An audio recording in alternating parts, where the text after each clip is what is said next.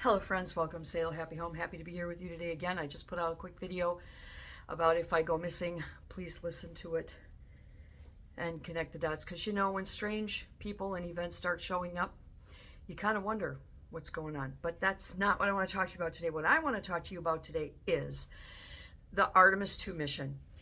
I know people that actually believe that the whole moon landing in '69 was fake, that we've never been to the moon, we don't go to space.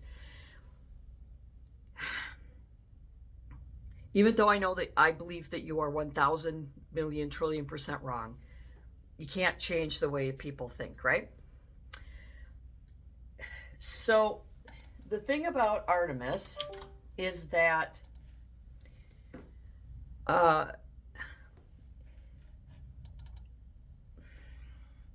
people started jumping up and down because Trump said that this is the never before happened, right? Artemis 2. And people are like, well, no, if we'd gone to the moon before, then we did go. But here's the deal. In '69, we sent a rocket with some guys in it up to the moon.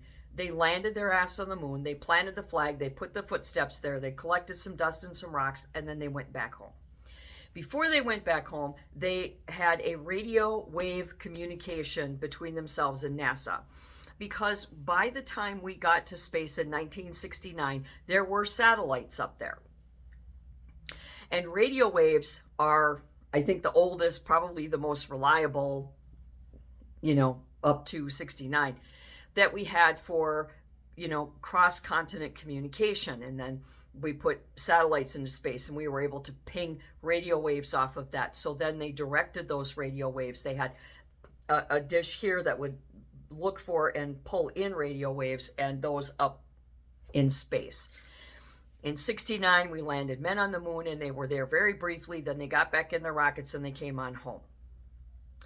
Ever since 1969, NASA has performed many, many, many unmanned space missions.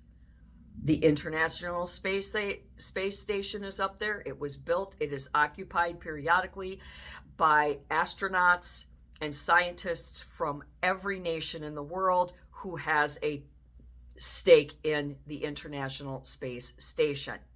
The International Space Station is just outside the Earth's atmosphere. It is not in deep space, blah, blah, blah. It's floating around along with all the satellites who are just beyond Earth's atmosphere.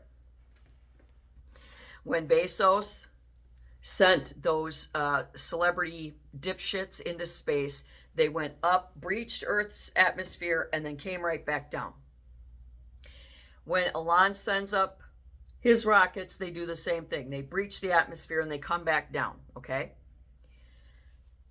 The United States is the only nation on Earth that has actually sent another human being to another planet, i.e. the moon, and landed them there. And what they did is they went from Earth and went to the closest, nearest surface of the moon, the one that's closest to Earth, and landed there.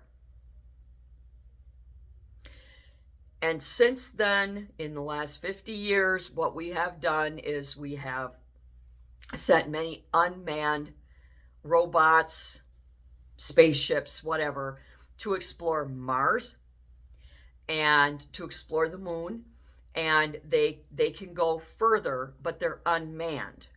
What's happening with Artemis is that it is the first manned spacecraft in the history of humanity that has gone all the way around the moon. Humans leaving Earth in a spaceship and landing on another planet has only happened once. That's in 1969 by the Americans.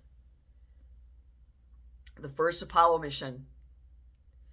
And that was it. End of story. Nobody's been any further than the very nearest surface of the moon. The space station and all of those other things, they're either unmanned, or the space station, which is right outside our atmosphere. So right where Bezos and Musk shoot their rockets up and then they turn around and come back, that's the space station. That's where it stops, all right? So this is a big deal because this is the first manned rocket that's gone around the moon. Now remember, the moon is really huge. It's way bigger than Earth. And we don't know what's on the other side. So Artemis, they're experimenting to see how far from Earth humans can go before they lose their shit or their rocket breaks apart or something like that.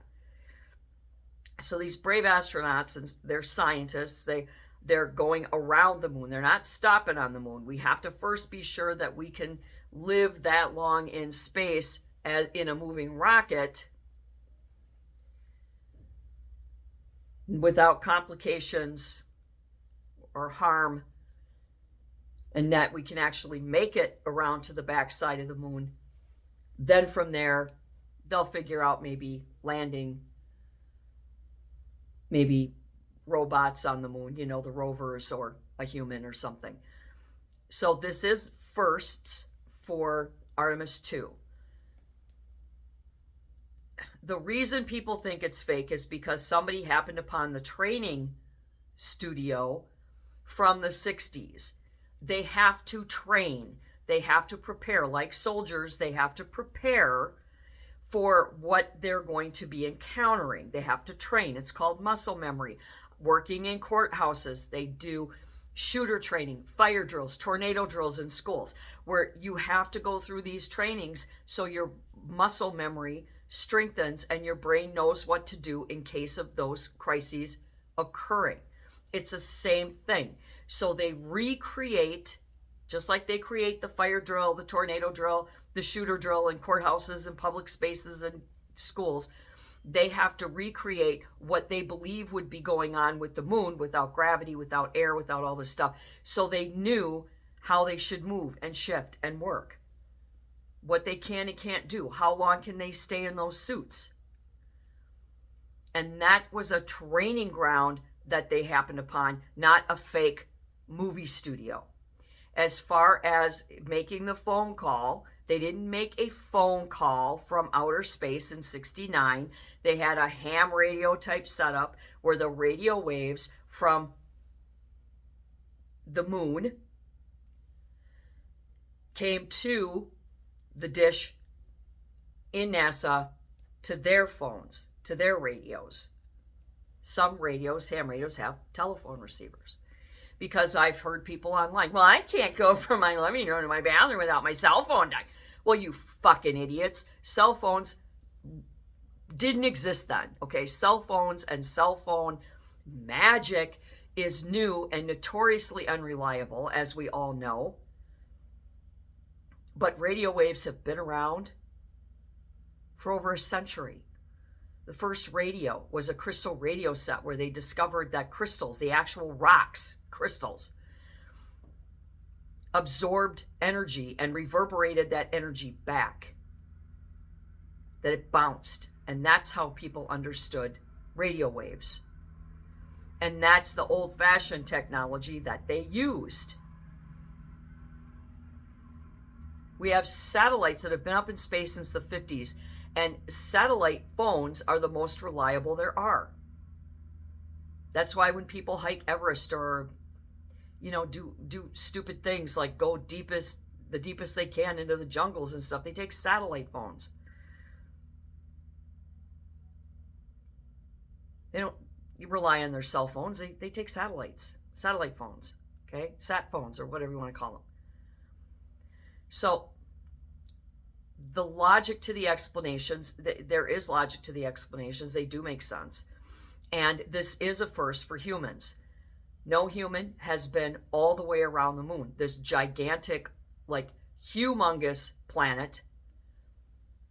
It's the closest, the closest surface is what we landed on in 69. And as far as the flag goes, you damn fools. The flag is or was on an L-shaped pole. It was a specially designed flag. It's not on a single pole where the flag is waving freely like it does on Earth. The flag pole was an L shape, and the flag had a sleeve here and a sleeve here, so it was rigid. Okay? And because the air moves almost not at all on the moon, it was moving very slowly. And when they touched it, it would hold the handprints, it would hold those crinkles. So there are logical explanations, reasonable explanations as to what's going on. But it really bothers me when people, well, I can't get a cell phone signal from my bathroom in my living room. So how could they have made that phone call? That has to be fake. Well, why don't you get some knowledge? Look it all up. Call NASA yourself. You can ask questions to NASA. This is how this was done. It had nothing to do with cell phones. They're not all on the same signals. There's cell phones, there's fiber optics, there's radio waves, there's telepathy. There are so many methods of communication. It's just really, really annoying for me when I know that people, grown as adults, raising other humans, have the capacity to develop their intellectual knowledge, where they can be a little more sophisticated in their thinking.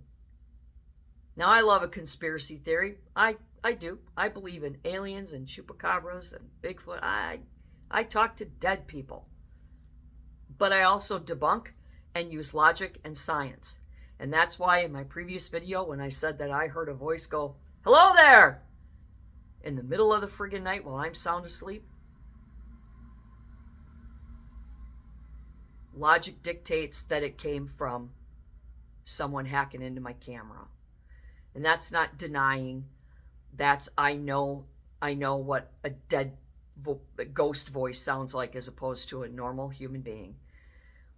And it all comes down to just trying to put a little effort into asking the right questions, stepping back and going, okay, on the face, this may or may not be factual, but let's dig a little further if you're not sure. So, Artemis 2 is a very big deal. It's going to open up space exploration like we have never known before. And I'm glad that they made it around the moon. They got through that blackout part where they would have zero communication or light for anybody. They've sent photos and videos back of the surface of the opposite side of the moon that we've never seen before. I think it would be their south pole. Because, you know, planets, they spin on an axis, and the top is the north and bottom is the south, and they imagine a pole running through it and it's spinning on that pole. So every planet is understood and navigated by way of North and South Pole. And I believe they were headed to the South Pole, or the southernmost pole region of the moon. So I'm looking forward to listening to the press conferences and seeing the photos. I love the moon. I hate the sun, love the moon. And I'm looking very forward to it. It's going to be a very exciting time. And until next time, do good and be good.